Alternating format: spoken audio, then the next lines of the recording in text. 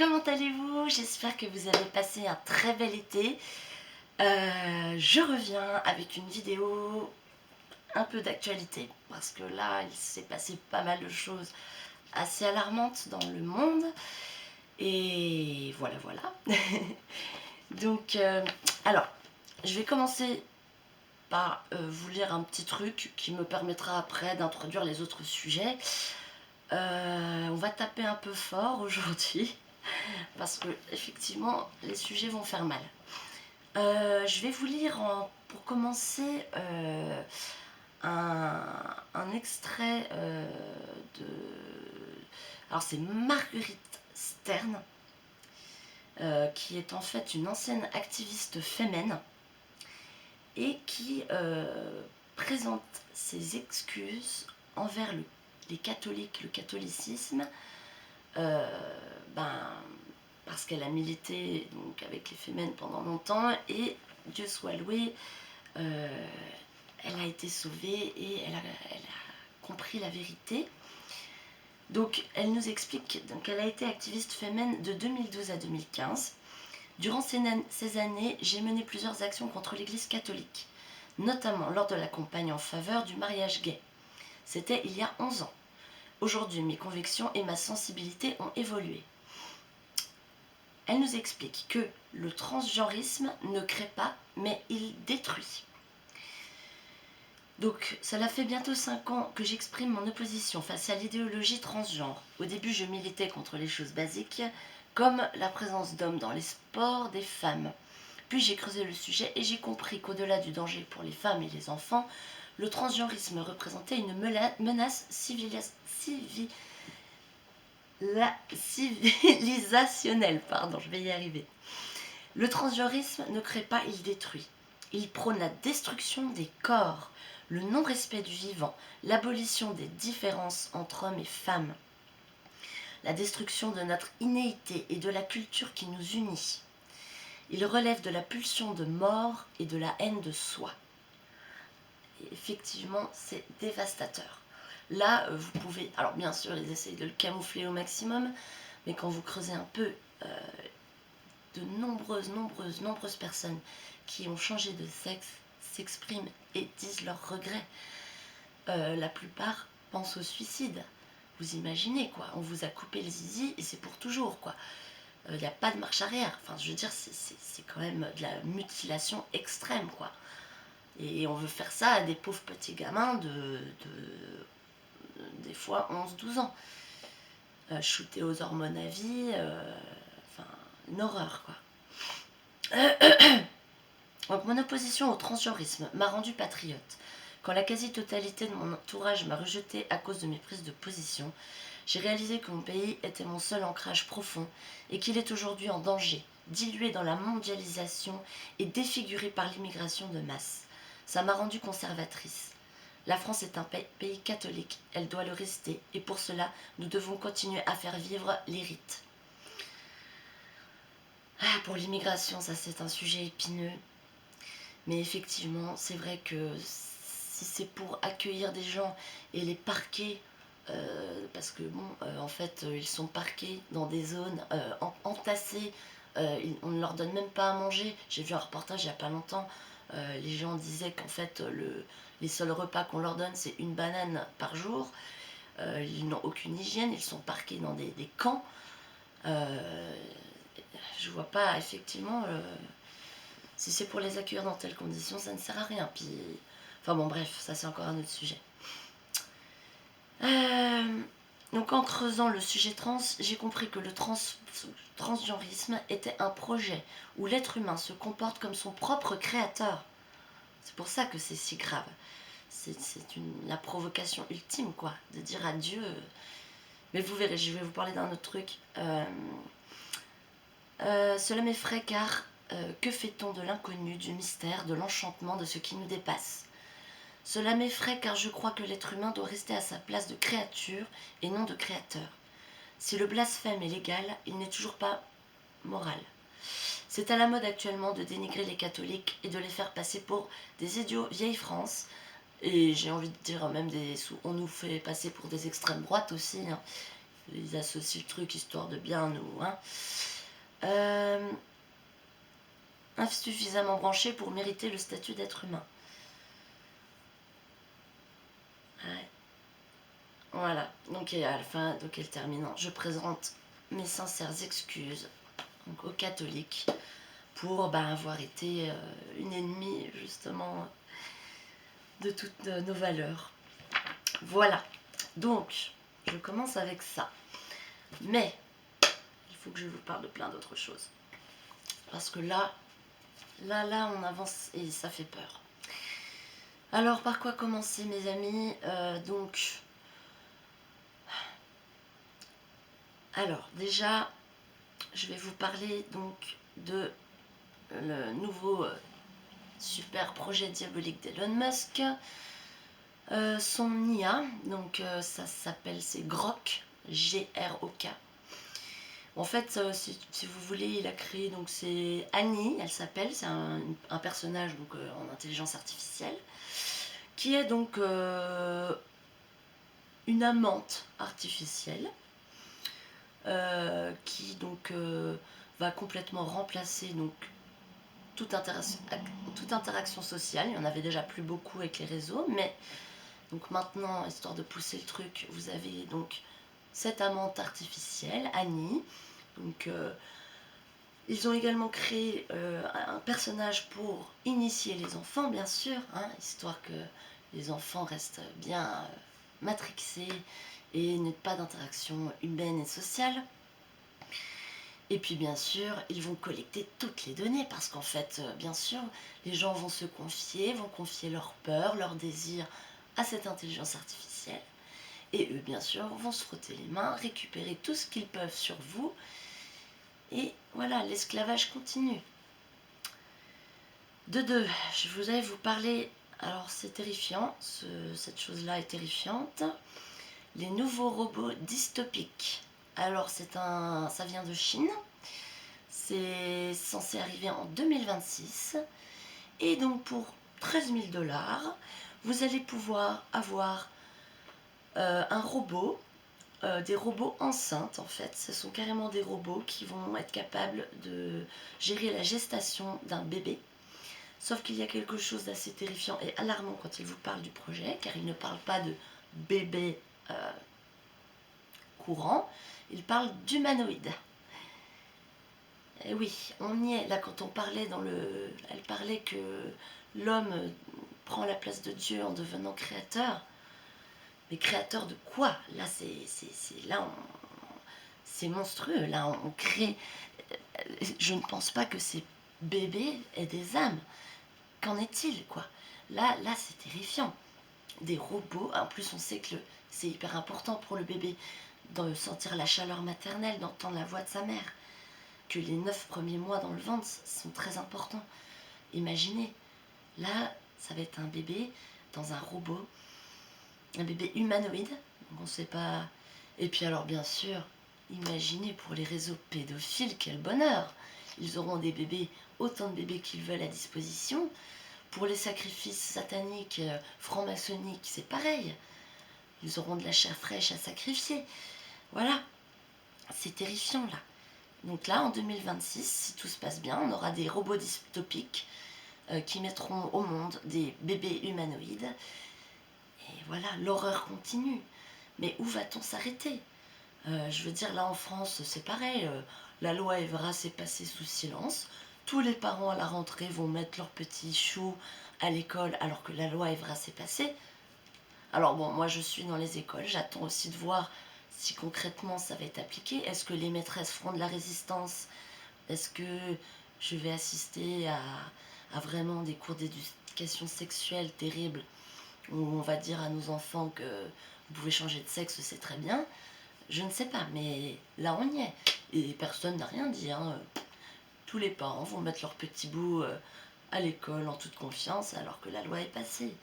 La loi de la mort, de l'euthanasie, c'est pareil. Personne ne dit rien. Là, c'est quand même grave, quoi. Je veux dire, là, pareil, il y a des lapins qui ont des excroissances, des écureuils zombies. Là, on a découvert des écureuils qui ont la chair à vif, qui se mettent à manger des rats vivants, tout va bien, tout va bien.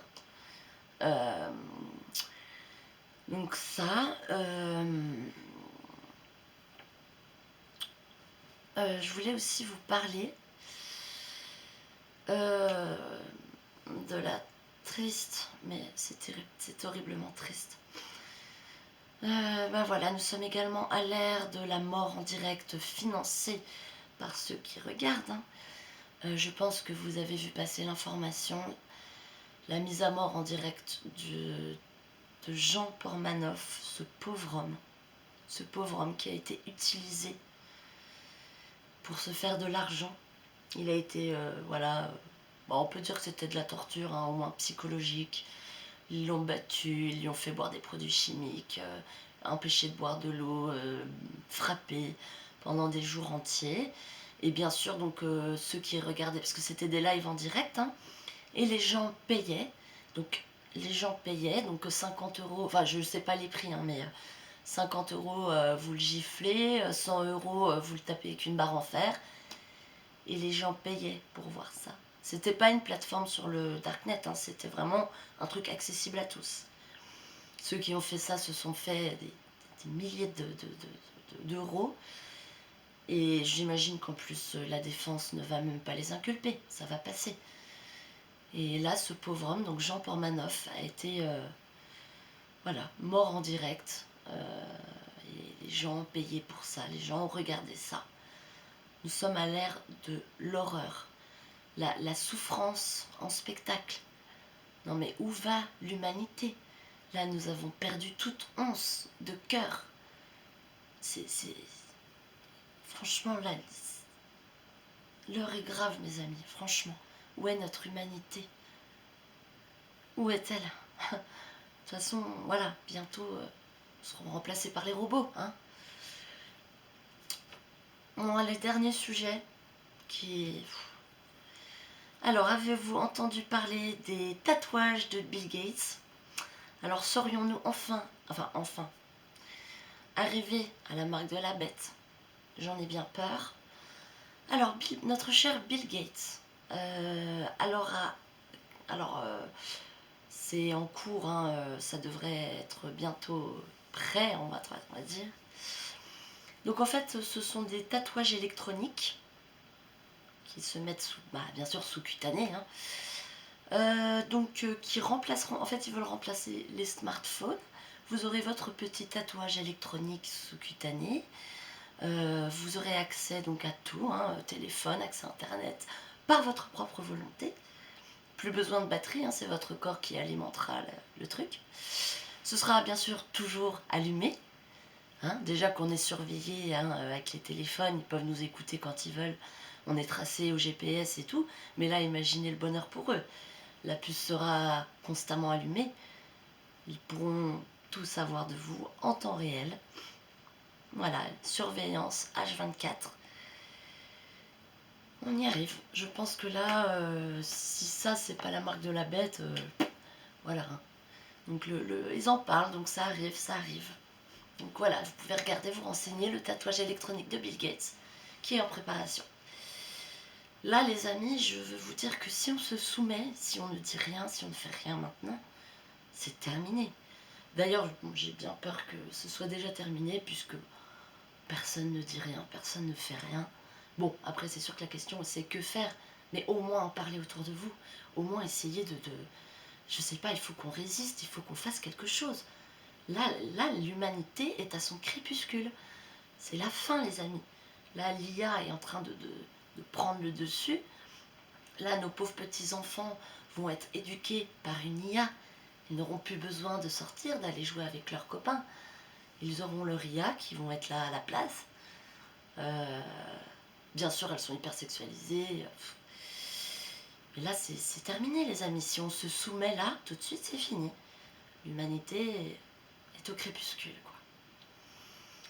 Voilà, donc les infos sont pas très gaies, les amis, mais il faut en parler, il faut pas se laisser faire. C'est vraiment inquiétant. Et j'espère que vous ne laissez pas vos enfants avoir accès à l'IA. Moi, je me refuse, je mets un point d'honneur, je n'utiliserai jamais l'IA. Je ne l'ai jamais utilisé et c'est hors de question. Je ne veux pas utiliser cette chose. Jamais. Ne laissez pas vos enfants accéder à ça. Déjà, ne laissez pas vos enfants accéder à Internet, aux tablettes et tout ça. Mais les parents, allez, mais... Bref, il faut faire quelque chose. Et déjà, prions. Première des choses, prions. Faisons le chapelet. Le chapelet peut tout sauver. Le chapelet peut arrêter les guerres, suspendre les lois naturelles. Le chapelet fait des miracles. Prions. Restons dans l'espoir à tout jamais. N'oublions pas que, bon, quand on voit tout ça, c'est vrai que c'est décourageant, mais Jésus nous a dit qu'il reviendrait quand on croira que tout est perdu. Donc finalement, bon, plus l'horreur est là, plus on se dit que Jésus arrive, mais il ne faut pas désespérer, il faut tenir bon. Continuons voilà, par la prière, le combat, la messe, enfin tout comme d'habitude. Mais là, ça devient vraiment inquiétant, vraiment inquiétant. Pareil, quelle sera la guerre de demain, on le sait déjà, avec les drones, c'est échec et mat déjà pour l'humanité. Là, c'est vraiment inquiétant, là. Hein. Les amis, là, on arrive vraiment à un stade... ça fait peur. Mais bon, gardons espoir, les amis. On est ensemble. Hein. Heureusement, voilà, on sait qu'il y a de l'espoir parce que beaucoup de gens pensent comme nous. Beaucoup de gens sont quand même éveillés. Mais là, il faut vraiment prier vraiment fort. Il faut vraiment essayer d'agir. Ne nous soumettons pas. Ne nous soumettons pas à ce nouvel ordre mondial diabolique dirigé par des robots, des IA, où nos bébés pousseront dans des ventres de robots, où nous aurons des tatouages électroniques, où vous serez surveillés en permanence. Même la nature est en train de devenir des zombies, quoi. Ces pauvres écureuils là les lapins qui ont des excroissances. Alors ils nous disent que c'est le papillomavirus, mais mon œil. Franchement, pareil, protégez vos jeunes du mouvement trans, tout ça. Puis voilà, on est à l'heure des mises à mort en direct. Bientôt ils vont remettre les arènes hein, de gladiateurs, hein, je sais pas. Donc voilà, réveillons-nous. Protégeons la jeunesse. Protégeons-nous aussi, parce que voilà. Puis bon, l'antéchrist va sûrement faire bientôt. Enfin, il est déjà en action, hein, il est déjà en action, mais bon, il faut que la guerre s'installe pour qu'on le voit apparaître. Mais enfin voilà. Désolée pour ces nouvelles pas très réjouissantes, mais il est important d'en parler et de prévenir. Voilà. C'est le peu qu'on puisse faire pour le moment. Je sais pas, peut-être qu'il faudrait faire des pétitions, mais est-ce que ça ferait vraiment bouger les choses? Je n'en sais rien. Parlez-en autour de vous, prions. Et voilà, restons toujours, n'ayons pas peur, c'est très important ça. Mais voilà. En tout cas, je vous souhaite à tous une très belle rentrée. Du coup, je suis désolée, je vous refais une petite vidéo bientôt de toute façon, parce que du coup, j'ai un petit peu bougé cet été. Je pensais pas, mais du coup j'ai fait du camping, j'ai un petit peu bougé, donc voilà, j'étais pas trop chez moi, donc voilà. Donc en tout cas, j'espère que vous allez bien, je vous fais plein de bisous, vous m'avez manqué en tout cas, j'ai beaucoup pensé à vous, et je vous dis à bientôt, que Dieu vous bénisse, que Dieu vous garde, que la paix et la joie de Jésus soient toujours avec vous, que les archanges vous protègent. Voilà, prions aussi nos anges gardiens. Et voilà, que nous soyons protégés sous le manteau de Maman Marie. Voilà. Allez, plein de bisous. Mouah. Ah, attendez, je vous montre quelque chose. Ah, regardez qui c'est qui est à côté de moi. Un petit bébé chat qui fait un gros dodo. Il est jamais loin quand je fais mes vidéos. Et d'ailleurs, c'est rigolo parce que quand je fais mes prières, il vient toujours à côté de moi. Je me plais à penser que il sent la présence de Dieu ou quelque chose, mais je vous promets, à chaque fois que je fais ma prière, le chat il vient, hop, il vient vers moi, c'est trop rigolo. Voilà, allez, plein de bisous les amis, et à très bientôt. Mouah.